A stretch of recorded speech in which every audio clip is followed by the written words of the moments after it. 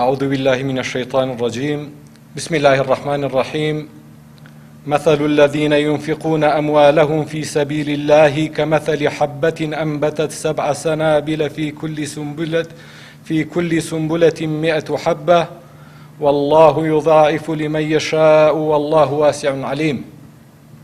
هاوڵاتیانی بەڕێزی کوردستان، خێرخوازانی خۆشەویست، مسلمانانی زێد ئازیز، لای هەمووتان ڕوون و ئاشکرایە میدیا و کەناڵی تەلەڤیزیۆنی لە جیهانی ئەمڕۆدا گرنگی خۆی هەیە و کاریگەری هەیە لەسەر ژیانی گشتی و زەرورەتێکە بۆ هەمووان.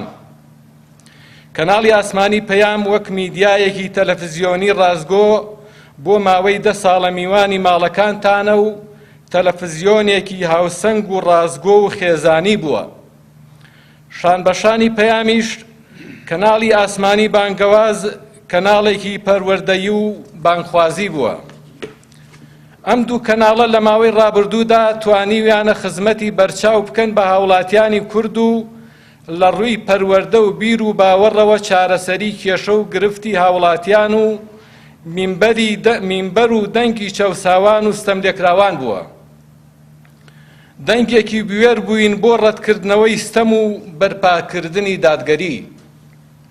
بەداخەوە بەهۆی قەیرانی داراییەوە کەناڵەکانی پەیام و بانگەواز لە بەردەم ئەگەرێکی خراپدان و ئەگەر هاوکاری و پشتیوانی ئێوەی بەڕێز نەبن وەک چۆن لە ڕابردوو بەردەوام هاوکار و پشتیوان بوون، ئەوە ناچار بە داخستنی کەناڵەکانمان دەبین.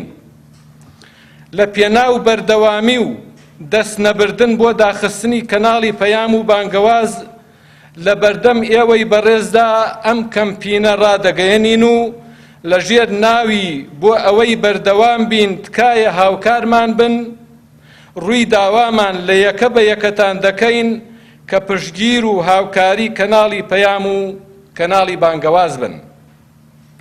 هاوکاریە مادیەکانتان هەرچەندە لە تواناتاندا هەیە ببەخشن بۆ ئەوەی ئەم چرایانە نەکوژێنەوە و بۆ ئەوەی ئەم مینبەرە بوێرانە، ئەم مینبەرە ڕازگۆیانە بەردەوام بن.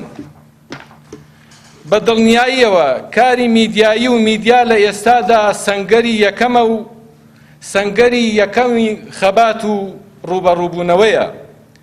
هاوکاریکردن و بەخشینەکانتان بەم کەناڵانە دەچێتە تەرازووی چاکەکانتانەوە.